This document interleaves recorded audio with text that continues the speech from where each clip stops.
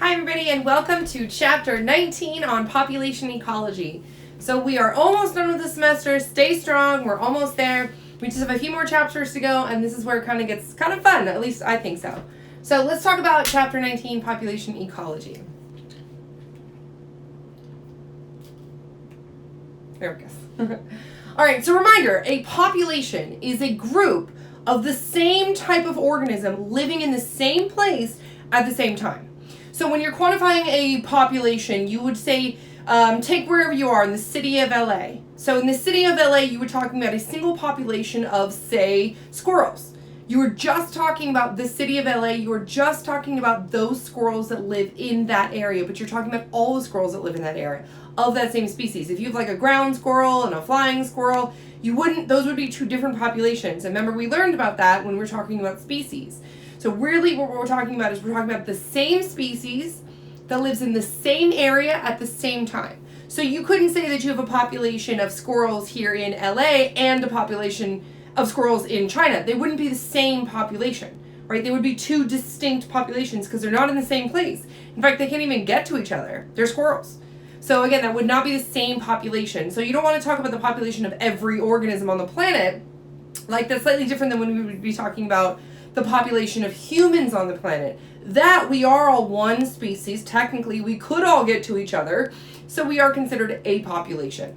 But usually when you're talking about a population, you're just talking about a small population of animals in that area. The squirrels that live in LA. The dogs that live in Moore Park. The birds that live in, Valencia. That kind of thing. So you're very specific when you're talking about a population of organisms.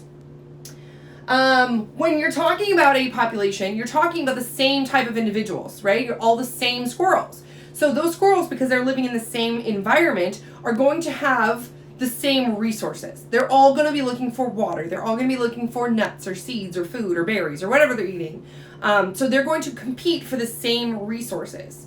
So if you are an adult squirrel and there's another adult squirrel nearby, you're going to compete directly with each other. You're going to compete for things like food, water, space, homes, mates. All of those things are things that you could compete over with the same species because they're going to eat the same way you are. They're going to live in the same way you are. So again, there's going to be a lot of competition there between organisms when you're talking about individuals in this population. Let's see. So because again, they're in the same area, they're going to have to deal with the same food resources and stuff, but also environmental conditions. If something happens to that area, say the LA squirrels, right, it's all going to affect all LA squirrels because they all live in that area. Because it is, again, the same species, remember the population is the same species, these are all interbreeding organisms. So they are interbreeding with each other. They are reproducing with each other. Okay, so that's, again, another thing that they're going to compete against is, again, mates. They're going to compete against each other for things like mates. Now, when we're talking about population ecology, what we're talking about is the ecology of a certain population. And ecology is the interactions of these organisms with each other, with other species, and with their environment. So what are they doing with each other? What are they doing with other organisms? Are they being eaten? Are they eating? How are they reproducing with other species? Or, I'm sorry, other individuals of their species? So this is all covered under population ecology. One of my favorite subjects because I really want to know what animals are doing and why. So that's kind of what it covers under population ecology. What are they doing? What kind of behaviors are they exhibiting? And that's kind of what you look at. So as a population ecologist, you would go out in the wild and you're kind of looking for those natural behaviors that they're doing. What are they actually doing in the wild? Not necessarily in a zoo or in the lab, but what are they doing naturally in the wild? Some of the things that you can look at are sheer population sizes. So that would be how many squirrels live in LA? What's the population of squirrels that live in LA? What's the actual number? You can estimate, or you can actually go out there and try to count and identify individual individuals. And so there's lots of different times where we can do different things like that, where you can do tagging, where you tag them and you're like, this is individual 4521, kind of thing like that. Or you can actually get identification markers on them, like certain fishes and sharks and stuff like that will have these little notches in their fin, and you can say, oh, that's, Sally, the shark Sally, because it has a little notch in its fin. So there's lots of different ways you can actually look at the size of a population. Not always easy to do. which is usually why people estimate the population. The population is estimated between so and so and so and so. And that's because it's really hard to go out there and actually count these wild animals. One, there's not a lot of us doing it. Two, it's probably very expensive. And three, they're animals. They're hiding. And they can live in those harsh conditions, like being outside for weeks and, well, their entire lives, where we can't. You know, a couple weeks in the wild and we're like, all right, we got to go back home now. Excuse me. So that's something to consider. It's not always a perfect exact science when it comes to size population or population estimates, because there can be hiding. It can be hard to count. It can be a lot of different things. Age structure. When you're talking about age structure, you're talking about the structure of the population in which age. So usually what you do is you make a little graph and you say, okay, 0 and 10, 10 to 20, 20 to 30, 30 to 40, 40 to 50. And then you kind of see how many goes in each one of those categories. And that's just age class. So you can kind of see, is your population growing? Do you have a lot of babies? Is your population shrinking? Maybe you don't have a lot of babies, but you have a lot of organisms that are getting really old and about to die. So you can kind of look at that age structure and kind of see like where the population is going when it comes to, say, things like population. Density. So density is an interesting one because density is talking about per unit area. So when we said, oh, the population of squirrels in LA, but what you could do when you're talking about density is say how many squirrels per block, how many squirrels per mile, how many squirrels per, in scientific terms, kilometer. Okay, so you would say, you know, there is 50 squirrels in a square kilometer. Okay, so that's density. If you had 5 squirrels in that same area, it would be less dense, meaning less crowded. So just looking at the sheer density of organisms instead of just their numbers, because, okay, you can say there's 50,000, that sounds like a lot. What if there's 50,000 living in a very small area, right? That's not so much anymore. And so you would do density, like say this area is more dense than, say, that area. So these are all things that you can look at when you're comparing these different populations. Look at their densities, look at their age structure. You can look at the differences between males and females. How many males are there? How many females are there? That can tell you a lot about the population. So all of these are kind of going to go and coincide with this population ecology. And all these are just different things that you can look at. Now, this is really cool. This is where you can actually get out into the wild and start to really see these animals. And so there's a couple different things that's going on here. And these are just examples of how ecologists study, you know, population ecology. So this guy right here he's not just laying there letting the scientist just pierce his ear. No. This guy is knocked out, totally tranked. Otherwise that scientist would be eaten probably. So what she's doing is she's putting actually a little radio collar around the neck of the bear. Now that radio collar is around the neck of the bear, when the bear wakes up and it goes wandering around, we can actually track where it's going. We can see how active it is. You know, was it moving a lot? Was it sleeping a lot? Did it come close to town? All sorts of things like that we can kind of like look at. Did it come in contact with another bear, with another radio collar? So all of these things you can look at and you can kind of track their natural movements in the wild without actually having to be there in the dangerous woods with a bear. Let's see. This is a puffin right here. This is a cute little puffin. And what they're doing is they're actually measuring the size of the bird beak. And so this can tell you lots of different things about, say, the ecology of it. Are they shifting from thicker beaks to thinner beaks? Are they shifting to longer, thinner beaks, more pointy beaks instead of these big, round, robust beaks? You know, that can tell you how the population might be changing over time. So really interesting stuff, even if when you're just looking at morphology, and that's what that is. It's what do you physically look like? How physically big is your beak? And that's just doing morphometrics or measuring the morphology of that. This is a fun one. This is called mark and recapture. Essentially what she's doing, she's marking these little meerkats. And yes, they're not trained. They're just literally letting her pick them up and draw on them and put them back. Meerkats. But what she's doing is she's going to mark them, and then later she's going to go back and she's going to collect a couple of them and look at it and be like, oh, this is this marking on it. That means it's individual number 32. And so then she can see of the ones that she marked and saw on this date, you know, maybe she comes back in a year from now and says, oh, number 132 is still here, or 32, whatever I said, is still here, but, you know, number 27, we haven't seen him, he must have got eaten, kind of thing. So that's kind of establishing individuals in a population, because these all meerkats look exactly the same. So what you do is you make them slightly different, like the notch in the shark fin, and that way you can tell the difference between these individuals, and then you can say, yes, I did see individual number 32, not individual number 27, kind of thing like that. Now, another thing what you have to look at when you're talking about populations is their growth rate. So when you're talking about growth rate, you're talking about kind of like on average between, obviously it's not perfectly, especially when we're going to talk about the difference between logistic and exponential. This isn't perfect. So if you were to actually graph this in real life, it's not going to be some perfect smooth line. It's going to have some fluctuations, but this is like an average trend, or kind of like it's an average pattern is what we're seeing here. So it's not always this perfectly drawn, in real life if we're actually collecting data, and we're going to see that later on. But these are just examples to make it clear and easy for you guys. So let's start with the first one, known as exponential growth, and that's what you can see right here with the little bunny. Now the exponential growth is, imagine if you had two bunnies and you just let them reproduce. And they would reproduce and reproduce and reproduce and reproduce and reproduce like crazy. They're bunnies. That's all they do. Okay, so in the beginning you have, a small population, and it's going to take time for them to double. So you go from 2 bunnies to 4 bunnies. Those 4 bunnies then go to 8 bunnies. 8 bunnies go to 16 bunnies. 16 bunnies go to 32, 64, 100. Okay, so now that you're getting that exponential growth. So you can think of this as like doubling time. Starts off very slow and then increases, just right through the moon. And that would be, again, if you had a population of organisms that would just reproduce with unlimited resources. If just they had all the things that they would need and no competition and no disease and no predators, and they were just going to reproduce the way bunnies reproduce, or things like bacteria. They have the same kind of growth like that. Exponential. Slow at first, but then really, really quickly it just skyrockets. Okay? But that's not actually what we see really in nature, because even in nature, those bunnies would run out of resources.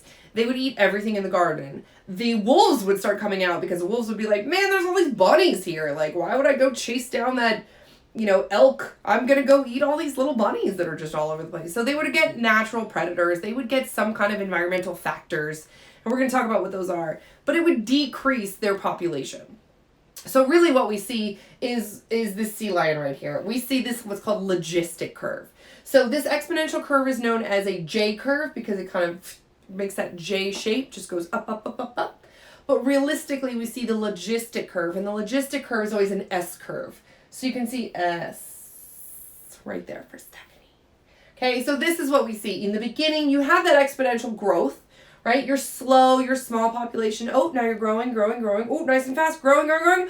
But at some point you start to slow down again, and then you level off. That leveling off is known as a carrying capacity, or the capacity that environment can carry. Can't carry anymore. Can't have any more organisms. There's just too many of you. There's not enough resources. There's not enough whatever. The predators are going to come out. Some kind of thing is going to affect you and your population that's going to decrease that population down. Okay, so this is why it's called logistic. Because logistically or logically, that's what happens. Okay, we don't all just have these unending resources and supplies of whatever we need to all of a sudden just get all these populations booming. It will eventually slow down and stop because the environment won't be able to carry any more of these organisms. Now, scary. Humans, we're on this curve. Humans are about right here on planet Earth right now. It's kind of scary because our population growth is going to start to slow down. Now, this doesn't mean all of a sudden people are just going to magically stop having babies. That's not what that means. It's not what it means for the sea lion population either. It just means on average, the population stays the same. So maybe you have a birth, right? But you also have a death. Then you have another birth. Then you have another death. So it kind of just, again, this is an average line. It just kind of blankets out. But you really can't grow any farther than that. Yes, there are still births. Yes, there are still deaths. But the population as a whole is not growing. It's not getting any larger. It's typically also usually not getting any smaller, but sometimes there are fluctuations, which we are going to see. But before we do that, let's talk about some classic examples of why they don't just grow and grow and grow exponentially forever. And these are things that are called density-dependent factors. Okay, and the density-dependent factors depend on the density of the population. Remember density, right? I have 5 individuals living in this little area right here. That's not so dense. If I have 50 individuals living in the same area, that's dense. That's a lot of organisms living in this little tiny area. Okay, so the more dense you are, the more packed in you are, the more likely these density-dependent factors are going to actually become a factor. So they're like limiting resources, like food is limiting, right? If you're a plant, sunlight is limiting. What if somebody grows on top of you and shades you, right? Now you can't get to the sunlight. That's a limiting factor. You're a barnacle and you need to settle onto a rock, but all the rocks are taken. That's a limiting factor. So your home is a limiting factor. This should be super topical. Disease. It's a density dependent factor. The more we are packed into tiny little areas, the more likely some things like diseases are going to pass through our population and have a big effect on us. And that's exactly what we're going through right now. Viruses and diseases are density dependent factors, right? The more people we have on the planet, the more likely these things are going to kind of come out and be a thing. And not just be a thing, but really affect us because there's so many of us. And we all live so closely. We live in apartment buildings. We live in big cities. We live in, stuff like that. So it's really easy to spread. That's a density dependent factor. If we weren't so dense, if we all lived miles away from each other and never saw anyone else, this wouldn't be a problem. This wouldn't be a factor. But it's not, because there's a lot of people on the planet and we all live very, very close or densely, populated together. So very topical. It's exactly what's going on right now. So now you know why this is all happening. All right. So we can see some classic examples right here. You can see this is the average clutch size, or basically however many eggs you're going to have as a bird in your nest, right? How many eggs you're going to lay, that's your clutch. Okay? Now, and this is the number of breeding pairs, so meaning how many birds there are, really how many birds there are. So as the number of birds or breeding pairs go up, the egg sizes, the number of eggs that you're going to have, the clutch size goes down. Okay, so when there was only 10 or 20 breeding pairs, there's not a lot of birds out there. Boom, you're having big old clutches with like 12 eggs. But now there's almost 100 breeding pairs out there, so there's a lot more birds out there. Now your clutch size is less than 8, right? And that's because your body essentially, is like, there's not enough resources. There's not enough resource, and it's not even that your body knows. It's probably that you're already competing so much. So your body's like, I can't have lots of babies. I'm competing for food every day. I'm competing for space every day. I'm stressed. So then your body's like, all right, well, there's no point in having 12 eggs because most likely they're not going to all survive. So let's have less eggs. Let's put a little bit more effort into those eggs, and hopefully those babies will survive. So again, it's kind of like it's based on the density of the population, right? It's being affected. Here we have the density of beetles. Okay, so the percent surviving when there's very low density is pretty high. It's about 60% they're going to survive. But then as boom, boom, boom, the density gets higher and higher up, now you have a ton of beetles. Survivorship drops from 60 to about 20%. Okay, so density dependent factors, the more beetles you have, the less likely you are to survive. The more breeding pairs there are of birds, the smaller your clutch size is going to be, the less offspring you're going to produce, because everyone's in a competition for each other. Or for food, for resource, for everything. So there's always limiting factors that keep a population from doing that exponential growth and just growing and growing and growing like crazy. Predators, disease, limiting resources, all of that are going to be factors in, your population size. And which again is going to decrease your population. So let's see a good example of how they can fluctuate. So what we're seeing right here is we're seeing the lynx and we're seeing a snow hare. And so they live up north where it's in snow, and you can see them right here, right? This is the little snow hare and this is the little lynx chasing after him. So the lynx is going to be in red and the snowshoe hare is going to be in blue. So what we can see right here is when the populations of snowshoe hares are high, right? Quickly after that, the population of lynxes is going to rise. So let's just follow along, right? We have a high population of lynxes in red and a low population of hares. The lynxes are going to drop down. As the lynxes drop down, we can see an increase in the hare population, right? That's because there's no more predators. So all the lynxes are gone, so the hares are like, hey, there's no predators. Let's start having babies, right? So then boom, the snowshoe hare population increases, and now the lynxes who didn't have enough food were like, oh man, all of a sudden there's all this food for us. So now their population goes up. Now the bunnies go down because there's too many lynxes. And now the lynxes go down because there's not enough bunnies. But, now no lynxes, now we can have bunnies, and vice versa. So it's this very fluctuating, cyclical relationship between these predators and this prey. So as the lynx population goes up, the bunny population is going to go down because the lynx are eating the bunnies. But then there's no more bunnies, so then the lynx are going to die off. But now there's no lynxes, and the bunnies are like, cool, we can reproduce. But now there's lots of food, so the lynxes are going to come back. So again, it's this intertwining, fluctuating relationship. And this is something that's been recorded since the late 1800s. So this is something that's been very well documented, and it's over and over and over again. Every year we're seeing these cyclical patterns. the cyclical fluctuation, and that's based on the population densities. One population affects the other population, so you're getting these fluctuations. So pretty cool. Really pretty cool, because we think, oh, the lynxes are going to kill all the snowshoe hares. But it's like, actually, it's kind of a balance that nature has found to keep neither one of them from going out of control, but to keep them both there.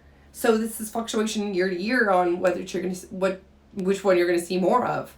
But they will come back if allowed to. The populations will continue to just maintain almost really like a net, like a net population kind of right in this level. So you still do have both of them. So fascinating stuff. I always found it really cool. So hopefully you guys do have. Okay.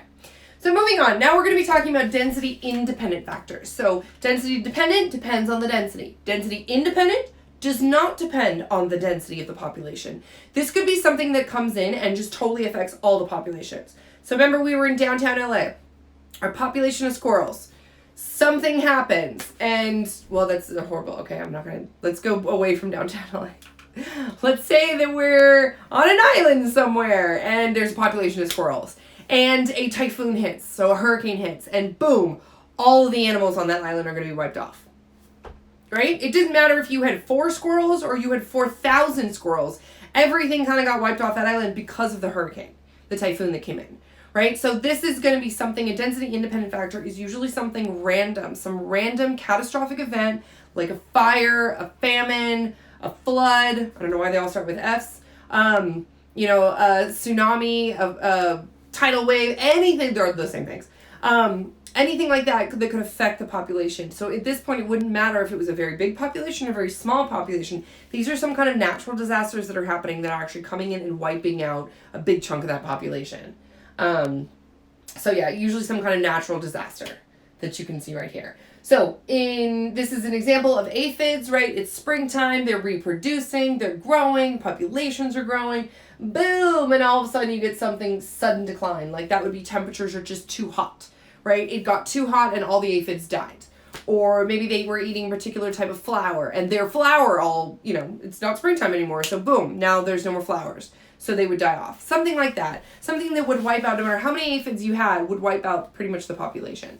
And maybe not always to extinct, right? But maybe way back to the point where the next year they would have to come back up again. And maybe they get wiped out. Maybe this happens every year, right? So these are density independent factors. Floods, fires, stuff like that.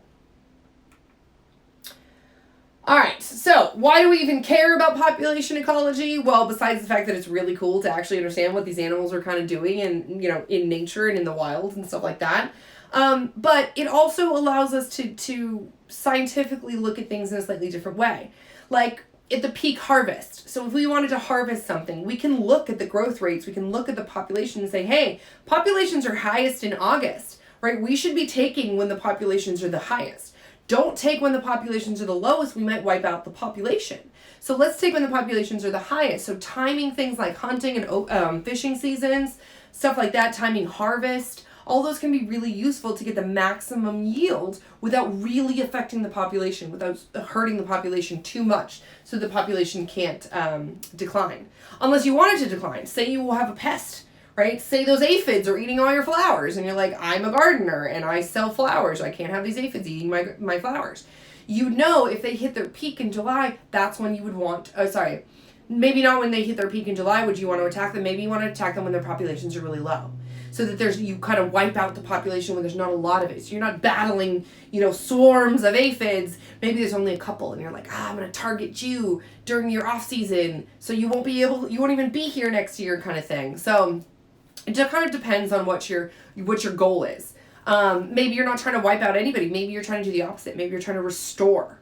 So in that case, you're like, all right, if we know all of these sharks are breeding at this certain time of year, let's close off the fishery for this time of year. Let's protect them for this time of year so that they can have all their babies and then next year the populations will be better. So that's kind of thing. So seasonal closures can also be good for that. Let's not take them during that period because they're reproducing right now. And that's true of a lot of organisms that you would fish, like lobster, crab, stuff like that. especially ones that you have to dive for, like abalone and lobster and stuff like that. They usually only open them in the wintertime, or like October and later, because they're reproducing in the summer months. They're reproducing in the spring. Let them reproduce. Let them get their populations back up. We'll take them in the winter. The water's cold anyway. Way less people are going to go snorkel for them or whatever. So again, these things can be used to make what's called policy and decisions like that. So really, really important things. And always important to consider when you're looking at, manipulating a species, either for the good or for the bad of said species. The cod fishery. So we talked about this one a little bit already, but we're going to mention it again. It's a classic example. This would be overfishing. Like, we just harvested way too much. And that's what you can see right here, right? These numbers just peaked in the early 1960s and 70s. And have not recovered since. So we kind of wiped out this population, which is really unfortunate because it absolutely collapsed in 1992 and there's basically nothing left. But since then, keeping things closed, we've been able to look at their population, do population estimates, and say, okay, they are still coming back a little bit. If we continue these closures, if we continue these things, we can keep them closed and we can keep these species still on our planet. So knowing enough about their ecology is really, really important. In restoration. So any kind of management, restoration, anything like that, you need to know a lot about the species. You need to know where it's reproducing, where it's going, those nursery areas that we talked about already. You have to protect them as well. You can't have adults if you ruin the nursery habitats. So keeping that, maintaining that, sustaining that, this is all known as sustainable resources. And that's what we're trying to get to, is the fact that we can take these things, but keeping them all sustainable while we do it. So yes, we can take some cod, but we don't take all the cod. We just take enough so that we can feed ourselves, but that the cod can actually go out there and reproduce and maintain themselves as well. So that's the whole goal of all of this, is just to maintain things so we still have them later, right? Maintain the wild animals that we have, maintain the fish that we have that we harvest, maintain the crops and stuff that we harvest. All of this is, again, resource management, sustainability. Can we sustain this over long periods of time? Looking at the populations, we can now kind of predict patterns and say, hey, this is not going to work. We're going to have another cod fishery on our hands if we don't do something soon. So that's, again, the goal of this population ecology, is why do we care? Why do we care what's going on out there? Why do we care how many squirrels are in that island? Well, because someone might depend on the squirrels to survive. And if they're all gone, they have no way to feed themselves. So stuff like that is really kind of our goal. I don't think we talked about this in this class, but another thing that we are trying to manage a little bit is something that we created, of course, but it is invasive species. So an invasive species is a species that does not normally live in that area. So zebra mussels, I think, was a classic example in the Great Lakes. So basically, ships like to travel, right? In the ships, they have what's called ballast water, and ballast water is to kind of maintain the stability of the boat. So normally if a boat is rocking back and forth like this, you put a little water right here in the ballast, and now the rocking is going to subside so it doesn't make people seasick. Well, when you fill those ballast waters up, sometimes you get larvae, right? Those little floating babies. So when you get to your port or wherever you're going, you release your ballast water, and you just released all those larvae into an area that they would never have ever gotten a chance to go to in a million years. Now you introduce them to this population. Usually in that population, they don't have any predators, because who's seen a zebra mussel? I don't even know what that is, right? You're like, I don't know who this guy is. I'm just going to keep eating my own food and let him do his thing. Well, maybe those zebra mussels now are going to start reproducing like crazy because no one's eating them. There's no competition. They have all this food. They have no predators. Reproduce. Now they take over and they push out all the other species that we had. So the native species, the ones that normally live there, are now wiped out because this one invasive species came in, took over, right? These invasive species are not naturally found there because they couldn't naturally get there. If they could, they wouldn't be invasive. They would just be nature, just be the cycle of life. They ended up there and now they're established there. That'd be what we call distribution. They live there now. But this invasive species is something that we're doing. We're introducing this species into an area that they never would have been. Rats is a classic example. Rats? You're like rats? Like rats? Yeah. There were no North American rats. We got them from Europe. We got them from ships that came from Europe to North America. Yeah, rats, people! Right? That's an invasive species, but hundreds of years ago they got here, they established themselves, and now we just have rats.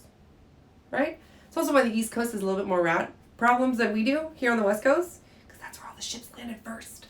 I know! Crazy stuff. Anyway, invasive species are not always good. Like I said, they can outcompete those normal species, the native species that would have been there. They can take over. They can cause all sorts of ecological issues. What if they're not just wiping out one species? What if they're not wiping out an entire ecosystem? Everything that lived there is now dead because this one invasive species came in. What? Yeah. So they can cause all sorts of really, really bad things. This is cheatgrass and kudzu. So this right here is on the Hawaiian Islands, and normally what you would see is a bunch of different trees, a bunch of different palms, a bunch of different bushes and stuff like that. But what you just see is kudzu. All you see is kudzu. Because we introduced kudzu to that island, and now it is out competing all the other plants there, and you're wiping out everything. Yeah, it looks beautiful. Pretty sure you're not happy if you're that tree right there. Right? It's just covered in this kudzu. So the kudzu is getting to do all the photosynthesis. That poor tree's died because it's starved to death because the kudzu blocks it, and now it can't do photosynthesis. So invasive species can do really, really nasty things to many different environments and can be a really big problem. Like I said, it's usually just us. It's usually us that's doing it. It's our fault. Oh, we're the worst. We're getting better, though, because we're trying to do something that's called biological control. And this is exactly that. We're trying to control life, right? We're trying to say, all right, kudzu, we're trying to get you out of here. Except we're really bad at it. Like, we're really bad at it. So there was this farmer in Australia who brought rabbits over and was like, I'm going to have them run around my farm. And then he's like, man, they're reproducing like crazy and they're kind of driving me crazy and eating all my crops. I'm just going to release them out into the wild. Bunnies do what bunnies did what bunnies do, and they reproduce like crazy. And now Australia has this huge rabbit problem, this huge hare problem. And so they're like, all right, how can we biologically control this? You know what? Let's introduce a bunch of snakes. The snakes are going to eat the rabbits. Boom, problem solved. Yeah, well, the snakes didn't eat the rabbits. Now there's just rabbits and snakes. And you're like, well, okay, what do we do? Oh, let's introduce some mongooses. Because this is a different one. This is for the birds. So this is a pigeon problem. And they're like, who eats pigeons? These little mongoose. These little mongooses, I think. And he's going out there and he's killing birds. But now you have a freaking mongoose problem. So, like I said, we're bad at it. So we keep trying to do this, like, let's introduce another species that's going to take care of that species so that everything will be okay. And then it's not okay because we don't understand still the ecological implications of releasing a species like that into the wild. So then we just do it. And we're like, no, whatever. We don't really know. But, like, let's figure it out. So, yeah, not our best idea or our best efforts. But, like I said, we are trying. We are working on it. We're getting better. We're just not great at it. So, yeah, biological control. We're basically trying to go out there and control life. And we're not good at it. With that said, let's watch a quick crash course video on population ecology before we finish today. Biology. We spent many weeks together talking about the physiology of animals and plants and how cells work together to make tissues, to make organs, to make organ systems, to make us the hunks of meat and vegetables that we are. In understanding the whole organism, it's important to know what's going on at all those levels. And the same is true for ecology. Only instead of zooming in and out on different levels within a living thing, we can zoom in and out on the Earth. Depending on the power of the magnification, we can understand a whole range of things about our planet. For instance, we can look at groups within a species and how they live together in one geographic area. That's population ecology. There's also community ecology, where you look at groups of different organisms living together and figure out how they influence each other. And then the most zoomed out we get is ecosystem ecology, the study of how all living and non-living things interact within an entire ecosystem. So let's start by zooming in with population ecology, the study of groups within a species that interact mostly with each other, to understand why these populations are different in one time and place than they are in another. How? You may be asking yourself, is that in any way useful to anyone ever? Well, it's actually super useful to everybody always. Let's look, for instance, at the outbreak of West Nile virus that struck Dallas, Texas in the summer of 2012. in Dallas County, 12 people died from the virus as of the filming of this, and nearly 300 people have been infected. But in 2011, the whole state of Texas reported only 27 cases of West Nile and only 2 deaths. That seems kind of significant. So what's up? Turns out that this is a population ecology problem. West Nile is a mosquito-borne illness, and the population of mosquitoes in Dallas in 2012 busted through brick walls like the Kool-Aid man, spreading West Nile like crazy. So why did this outbreak happen in 2012 and not the year before? And why did it happen in Texas and not in New Jersey? The answer is population ecology.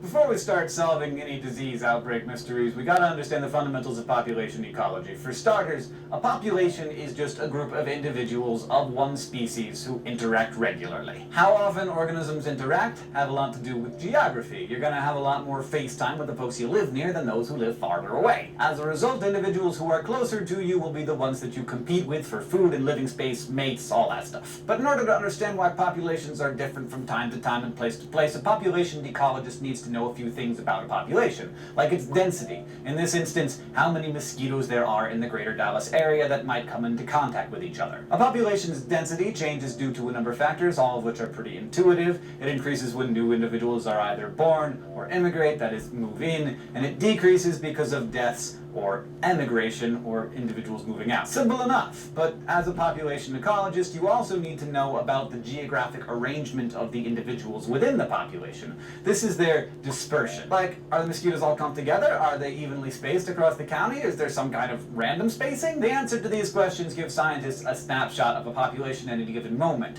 And to figure out a puzzle like the West Nile outbreak, which involves studying how a population has changed over time, you have to investigate one of population ecology's central principles: population growth. There are all kinds of factors that drive population growth, and they can vary radically from one organism to the next. Things like fecundity, how many offspring an individual can have in a lifetime, make a huge difference in the size of a population. So for instance, why do mosquito populations seem to grow so quickly, while the endangered black rhino may never recover from a single act of poaching?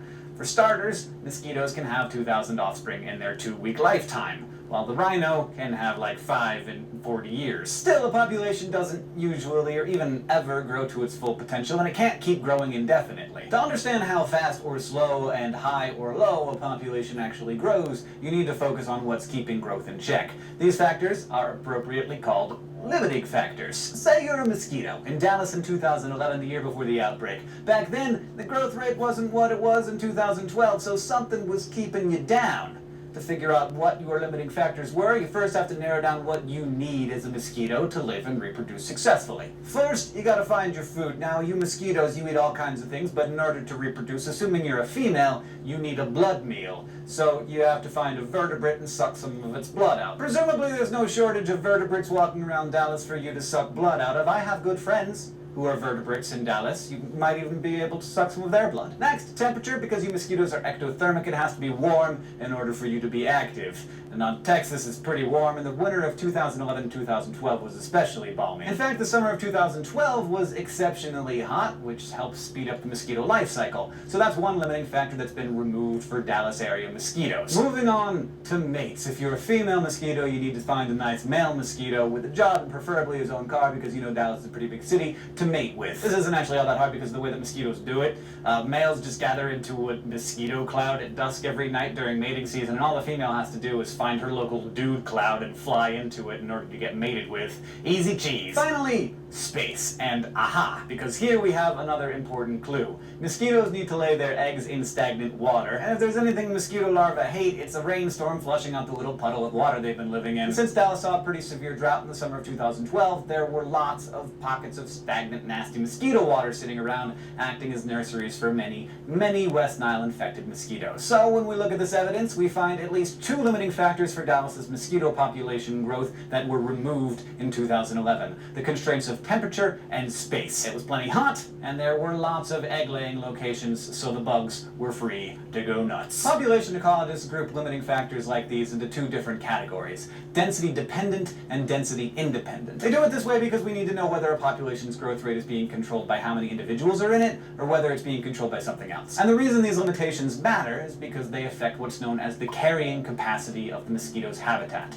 That's the number of individuals that a habitat can sustain with the resources that it has available. So, density-dependent limitations are factors that inhibit growth because of the environmental stress caused by a population size. For example, there may simply not be enough food, water, and space to accommodate everyone. Or maybe because there are so many individuals, a nearby predator population explodes, which helps keep the population in check. Things like disease can also be a density-dependent limitation. Lots of individuals living in close quarters can make infections spread like crazy. Now, I don't think that the Dallas mosquitoes are going to run out of vertebrates to dine on anytime soon, but let's say hypothetically that the explosion of local mosquito populations caused a similar explosion in the number of Mexican free-tailed bats, the official flying mammal of the state of Texas. And they eat mosquitoes. That would be a limiting factor that was density dependent. More mosquitoes leads to more bats, which leads to fewer mosquitoes. It's pretty simple. When density dependent limitations start to kick in and start to limit a population's growth, that means that the habitat's carrying capacity has been reached. But the other type of limiting factor, the density independent ones, have nothing to do with how many individuals there are or how dense the population is. A lot of times these limitations are described in terms of some catastrophe, a volcanic eruption, a monsoon, a Chernobyl. In any case, some crucial aspect of the population's lifestyle changes enough that it makes it harder to get by. But these factors don't have to be super dramatic. Going back to mosquitoes, say in 2013, there's a huge thunderstorm, a real gully washer in Dallas every day for 3 months. That's going to disturb the clutches of mosquito eggs hanging out in the stagnant water, so the number born that year would be substantially smaller. By the same token, if the temperature swung the other way and it was unseasonably cold all summer, the bug's growth rate would drop. Now, the truth is, there are 1.5 billion situations, both big and small, that could lead to a population either reaching its carrying capacity or collapsing because of external factors. It's a population ecologist's job to figure out what those factors are. And that is what math is for. Our friend math says that any population of anything will grow exponentially unless there's some reason that it can't. Exponential growth means that the population grows at a rate proportional to the size of the population. So here at the beginning of 2012, we might only have had 1,000 mosquitoes in Dallas, but then, after say 1 month, we got 3,000. Now with 3 times as many reproducing mosquitoes, the population grew 3 times as fast as when there were 1,000. So then there are 9,000, at which point it's growing 3 times as fast as when there were 3,000, and on into infinity. And in this scenario, the mosquitoes are all carrying capacity, my chitin covered butt. There's no stopping us. But you know what doesn't really happen? I mean, it can happen for a while. Humans have been on an exponential growth curve since the Industrial Revolution, for example. But eventually, something always knocks the population size back down. That thing might be a density-dependent factor like food scarcity or an epidemic, or a density-independent one like an asteroid that takes out the whole continent. Regardless, this exponential growth curve can't go up forever. And when those factors come into play, a population experiences only logistic growth. This means that the population is limited to the carrying capacity of its habitat, which, when you think about it, ain't too much to ask. See how this graph flattens up at the top? The factor that creates that plateau is almost always a density-dependent limitation. As you add mosquitoes, eventually the rate of population growth is going to slow down because they run out of food or space. And when we get to where that number levels off, that number is the carrying capacity of the mosquito population in that particular habitat. Now, let's apply all of these ideas using a simple equation that will allow us to calculate the population growth of anything we feel like. I know it's math, but wake up, because this is important. The city of Dallas is depending on you. So, let's calculate the growth of Dallas's mosquito population over a span of 2 weeks. All we have to do to get the rate of growth, that's R, is take the number of births minus the number of deaths, and then divide that all by the initial population size, which we generally just call N. So let's say we start with an initial population of 100 mosquitoes, and each of those mosquitoes lives an average of 2 weeks, so our deaths over a span of 2 weeks will be 100. Half of these mosquitoes are going to be female, so 50 of them, and they can produce about 2,000 babies in their lifetime, so that's times 2,000.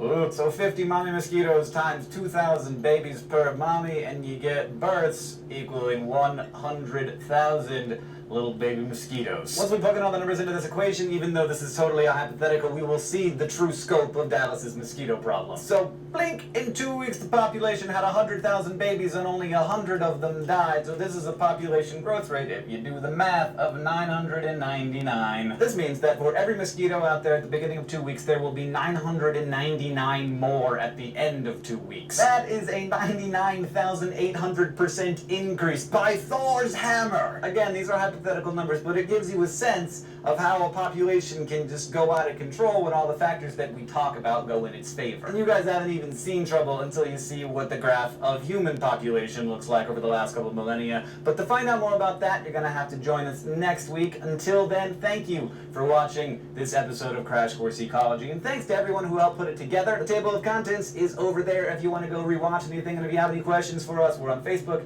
and Twitter, and of course, in the comments below. See you next time. Okay guys, so that was a really great video showing you a clear example with the mosquitoes and the West Nile virus, exactly how population ecology works. So hopefully that example really helped you guys out. I know it helped me out. Also, with the last part with the math, do not worry about it. Any math problem that we're going to do is going to be like walk you guys through it kind of math. It's not going to be as fast as he did it. It's going to be, honestly, it's really going to be simple. So if you don't understand that, don't worry about it.